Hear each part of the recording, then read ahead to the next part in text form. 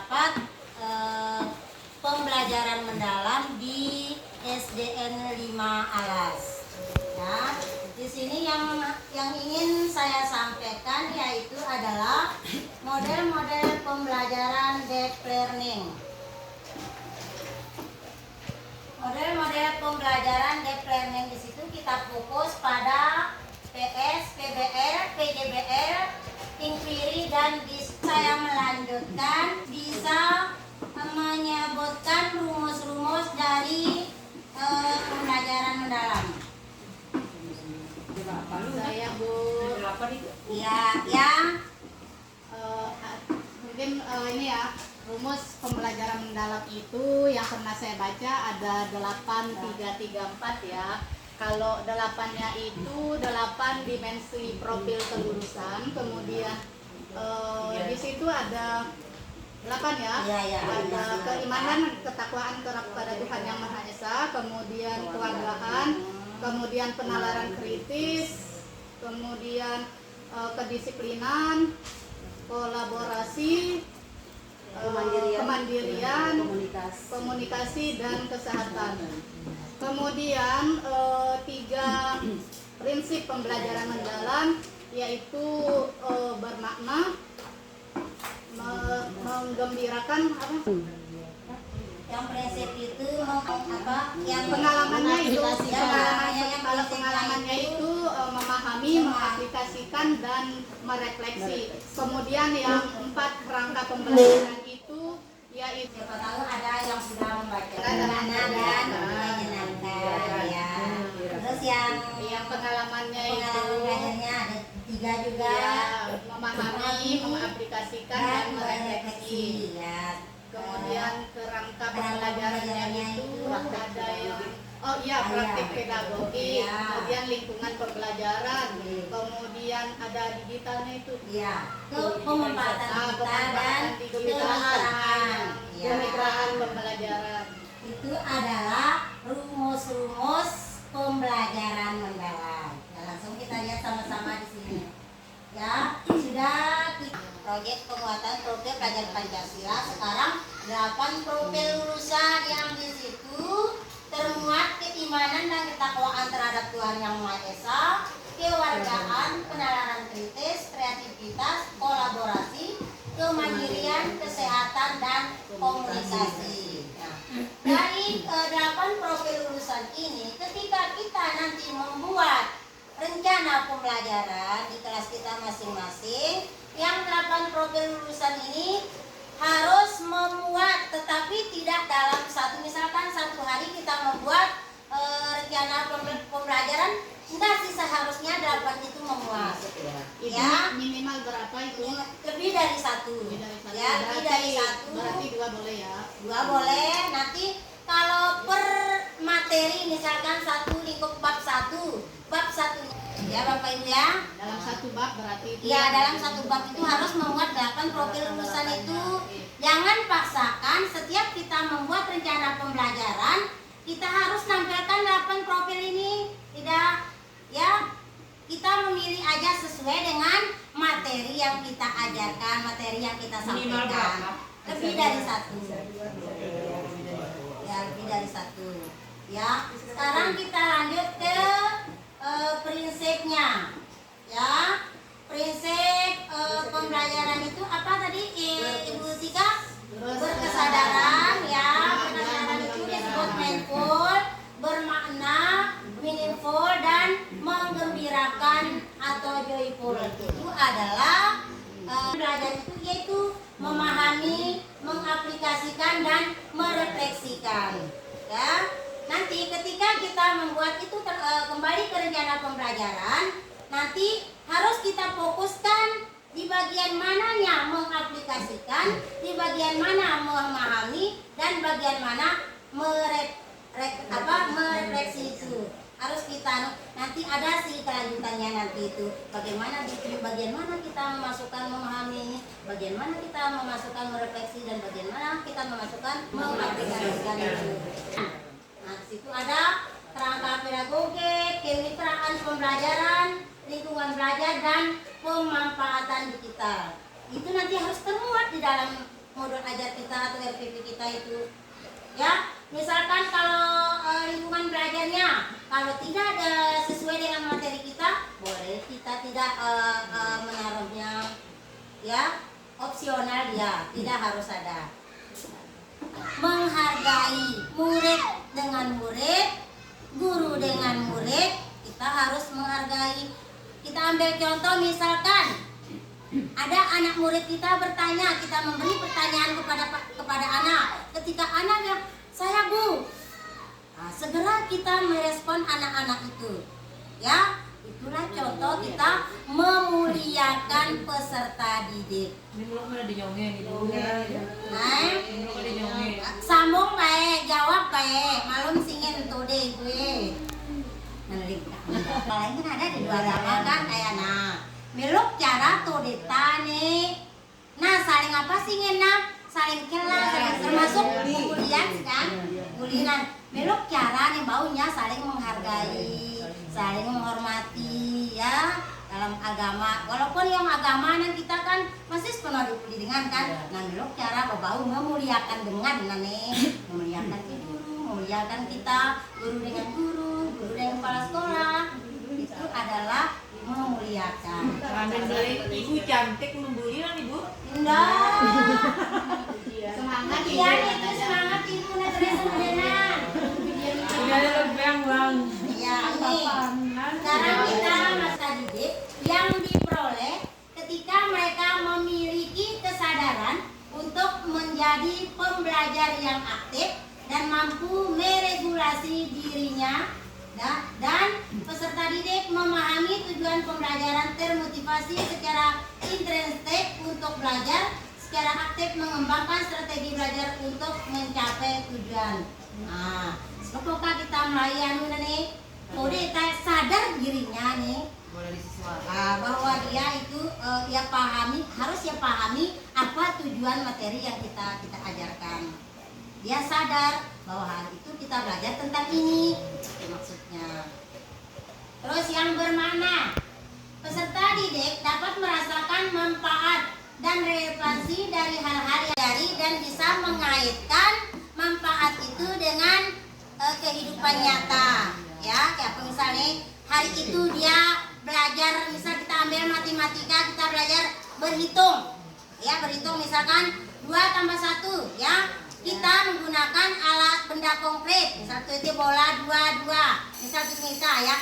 Dia mengaitkan dengan hal yang nyata. Itulah yang bermakna. Nah, di sini yang menggembirakan. Pembelajaran yang menggembirakan merupakan suasana belajar yang positif, menyenangkan, menantang dan memotivasi, dan peserta didik merasa dihargai atas keterlibatan dan kontribusinya pada proses pembelajaran. Peserta terhubung secara empati, mengingat dan menerapkan pengetahuan. Nah, di sini misalkan nih kita waktu berbahasa nih harus penuh ice breaking, bau tode menyenangkan. Tidak selamanya, ya. Tidak selamanya ice breaking itu anak-anak ada. Tergantung materi kita, misalkan pelajaran matematika, ya, berhitung, kita menggunakan permainan dengan benda-benda konkret, kan itu sudah menyenangkan bagi anak kita. Suruh berhitung, misalkan stick, bola, apa saja ya yang berkaitan dengan dunia nyata, ya itu sudah termasuk kita bikin anak-anak itu gembira, menyenangkan. Itu maksudnya sih menggembirakan. Bukan misalkan kita tuh breaking bawa boleh, tapi tidak hanya breaking. Ya Bapak Ibu, itu yang kami dapatkan. Ya Ibu ya. Ya Ibu. Ada Ibu ya dengan saya. Iya. Ya, sekarang kita lanjut dari pemahaman tadi, berkesadaran bermakna menggembirakan itu di situ ada olah pikir, olah hati, olah rasa, dan olahraga. Harus termuat itu ke dalam prinsip pengalaman dan harus masuk olah pikir, olah hati, olah rasa, dan olahraga itu. Bahan ajar seperti KP itu tujuan pembelajaran kita menggunakan taksonomi belumnya. Sekarang kita menggunakan taksonomi Solo, ya. Nah, pengetahuan aplikatifnya dan pengetahuan nilai dan karakter, ya. Selain nilai pengetahuan, berarti kita juga menilai anak-anak itu karakternya.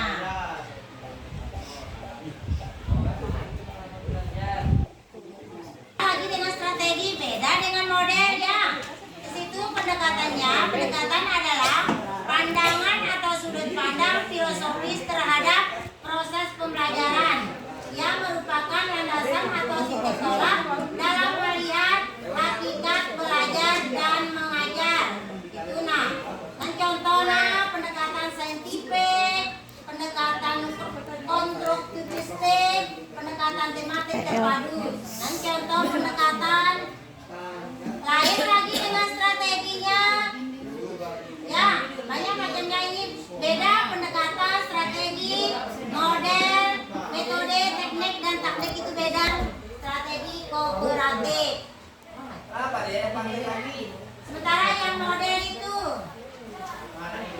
yang model pembelajaran kerangka sistematik atau pola operasional dari strategi pembelajaran. Model biasanya terdiri atas langkah-langkah yang sistematis dan memiliki ciri khas tertentu. Itu yang kita sebut yang pertama tadi PBL, PJBL, Discovery Learning. Itulah yang kita angkat di rencana pembelajaran kita.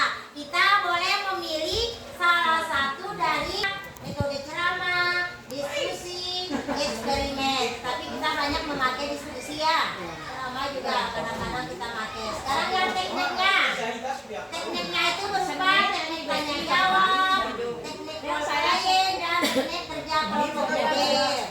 Bisa kita di dalam kelompok di kelas, kita membuat kelompok, anak-anak itu disuruh berdiskusi mengerjakan kelolahan masalah, ya. Pengertiannya yaitu strategi atau metode pembelajaran yang fokus pada kemampuan belajar, di mana peserta didik melakukan eksplorasi, investigasi, dan penciptaan produk untuk menyelesaikan masalah atau tantangan tertentu. Berarti kalau menggunakan PJBL itu permasalahan yang menantang, ya. Itu adalah PJBL. Itu proyek nyata sebagai alat belajar. Hasil akhir berupa produk atau karya, poster, video, model, dan lain-lain, melibatkan perencanaan, ada perencanaan, pelaksanaan, dan presentasi. Ketika kita mengambil PJBL, berarti anak-anak itu merencanakan terlebih dahulu. Ya, namun PPB dan pola pikir berkembang. Nah, sama seperti nanti sebenarnya kita PS tadi, rokok PS, PS tadi problem solving. Ya, ada problem solving, PBL, PJBL. Di situ ada perbedaannya. Kalau PS itu strategi untuk menyelesaikan masalah, berarti kita menyelesaikan permasalahan. Sementara kalau PBL, model pembelajaran dengan masalah sebagai stimulus utama untuk eksplorasi dan pembelajaran masalah yang utama. Kalau PBL, sementara kalau menghasilkan dia produk atau proyek nanti. Itu perbedaannya.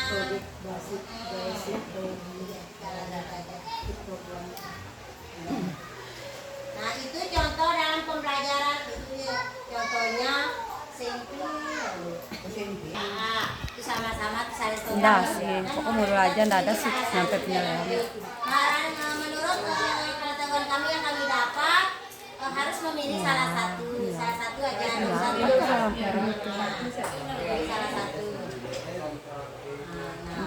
Contoh dan nomor bukan. Ya, terima kasih. Itu adalah model-model pembelajaran yang kita terapkan nanti, ya. Di dalam perencanaan pembelajaran nanti membuat identifikasi murid, terus itu nanti yang membuatnya ada materi pelajaran, ada dimensi profil lulusan, sama laku identifikasi murid nan.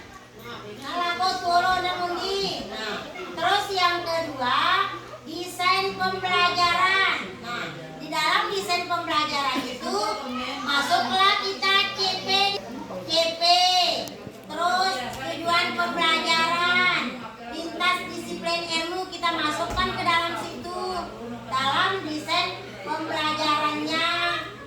Nah, tamal atau topik kembali dalam nan praktek pedagogis, kemitraan pembelajaran, lingkungan pembelajaran, nan laku utama ini ketika kita membuat rencana pembelajaran, masuk pemanfaatan di kita. Pemanfaatan di kita itu mungkin kedepannya kami bersama tim-tim kami akan menyampaikan pengimbasan di gugus kita, ya. Sampai di sini mungkin ada kurang, mohon dimaafkan. Wabillahi taufiq wal hidayah. Wassalamualaikum warahmatullahi wabarakatuh. Waalaikumsalam.